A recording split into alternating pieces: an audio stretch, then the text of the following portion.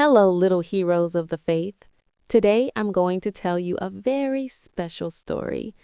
It's the story of a small boy, very poor, very quiet, but with a huge heart full of love for God.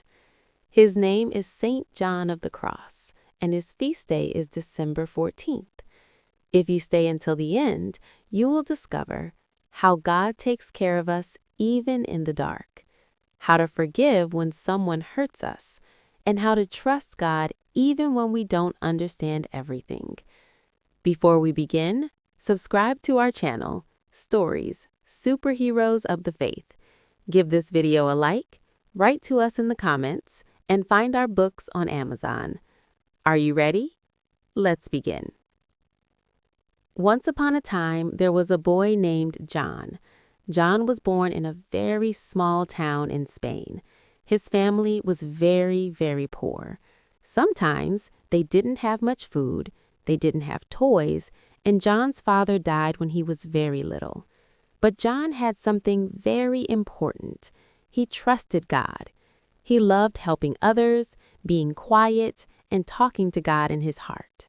When he grew up a little, John said, "I want to live only for God." So he entered a special religious home called the Carmelite order, where he learned to pray, be kind, and love God very much. One day, John met a great friend of God, Saint Teresa of Jesus.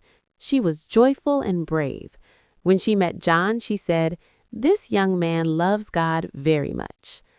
Saint Teresa taught him something very important. Loving God means living simply, helping others, and always trusting God. Saint John also had a special gift from God. He understood people's hearts. That means he knew when someone was sad, he knew how to help, and he gave loving advice. But life was not always easy. Some people became angry with Saint John and put him in a dark prison. He was alone. He was afraid, but he never stopped trusting God. In the darkness, Saint John prayed and said, "God is with me." One day, with God's help, he escaped. And do you know what he did next? He forgave the people who hurt him.